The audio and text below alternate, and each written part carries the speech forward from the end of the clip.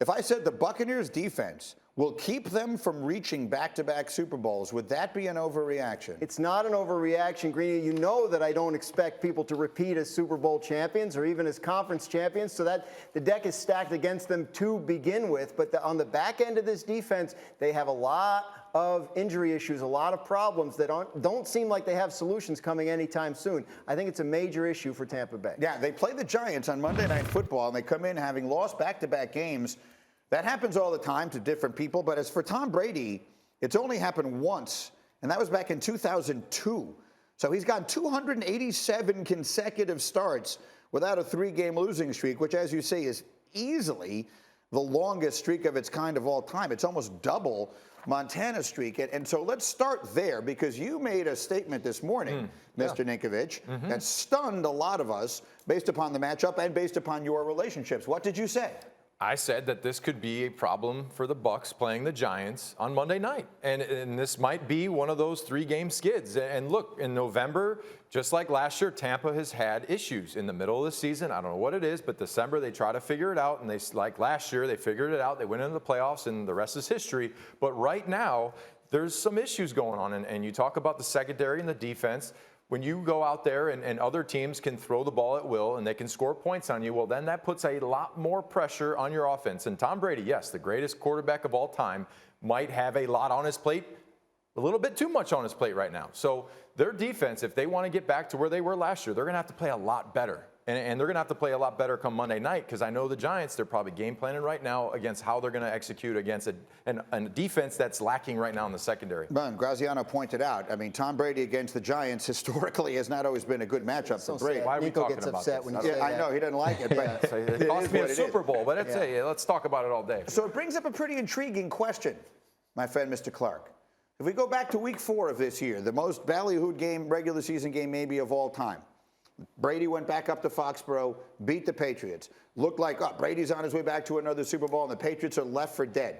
Here we are a couple of months later. Doesn't feel that way at all. So if I were to ask you right now, who do you think is likelier to get back to the Super Bowl this year, Ryan Clark? Brady or Bill? Which way would you lean? Ooh. I'm not leaning. I'm standing on the side with Bill Belichick. And this is not an indictment on Tom Brady's greatness. This is an indictment on who the Tampa Bay Buccaneers are right now as a full team and who the New England Patriots are. So many times we talk about the way that Tom Brady has an effect on the locker room, makes them believe, the way he can adjust every week. Well, so can Bill Belichick, and he adjusted in the offseason, and now we're seeing his team ascend week by week, and there's no way you can tell me that you watch the New England Patriots right now and the Tampa Bay Buccaneers, and you think that Tampa Bay is a better team. Here's the other thing. The teams are just better in the NFC, right? The Cardinals, the Cowboys, the Packers. These teams are better than the teams that the New England Patriots will be playing down the stretch in the AFC. And so if I had to pick one of those teams to get farther this year in the playoffs, I'm riding with Bill and the Patriots, not Tom and the Buccaneers. And that's just the case. It's remarkable. RC, actually, you said that on First Take earlier this week. It sort of shook me up when you said it, but the more I've thought about it, on that level, it makes sense. By the way, our analytics say Tampa would be a 2.5-point favorite over New England on a neutral field for whatever that's worth. Oh, please. Who do you like in this question? Acho, who do you like? Yeah, I'm riding with the guy who hasn't lost 3 straight in 287 contests. That's who I'm rocking with. I mean, there's a reason that Tom Brady had. I'm still amazed by that stat. How do you not lose 3 games in a row in the NFL? It's because of the way that Tom Brady leads, and I get it. Bill Belichick for 2 decades? I'm with you. No, I'm with you. No, for sure. But here's the thing. Tampa Bay is not playing good football right now. But we know that Bruce Arians and Tampa Bay, they figure it out when it matters. They go on runs. So they're not playing good right now. They might not play good next week. Give them 2-3 weeks. I think they'll figure it out. And yes, the NFC has better teams, but Tampa Bay is one of those better teams. The AFC is so crowded, so convoluted. You've got Tennessee, who is a good matchup against New England. That's why I think that Tampa Bay has a better chance than New England Patriots. Now, this is a dicey one for Ninko, because this is your old quarterback against your old... Come on, Nico. It's a lose. Come on, Nico. No, listen, come on, Nico. Right, Over here, the Nico. time is now. We're not by the talking about stadium. 4 weeks from now. We're talking about right now. And the Patriots and Bill Belichick has his defense playing at a championship level. So I'm going with Bill Belichick right now. You look at how the Patriots are built, running the football, being physical, playing great defense.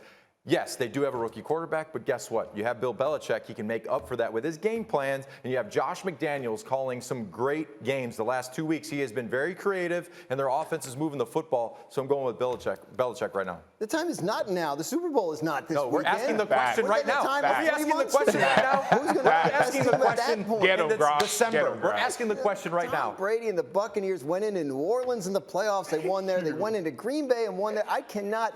Look, we living what in the the past Patriots now? are doing is fantastic. They look great. There's a reason no rookie quarterback's ever been in the Super Bowl. That matters. There's a long way to go. And having watched Tom Brady and the Buccaneers come off of that Week 13 bye last year and then just not lose again in the games they won, I have to say Brady. And you know this kills me because I don't believe in the repeat. Right. But you're saying who's more likely of the two that I don't expect either one of them to win the Super Bowl? I would say Brady. And I will just say this, whichever way you go, and the fact that it's split on the screen just further illustrates this point. The fact that we're even having this conversation is a testament to Bill Belichick, right? Sure. I mean, the fact Yes. that 2 months after where they were and where they started their season and that he's rebuilt, this is a rebuilding job that was accelerated by a great offseason, but this is a testament to what Bill has got going on in New England right now. Thank you for watching ESPN on YouTube. For live streaming sports and premium content, subscribe to ESPN+.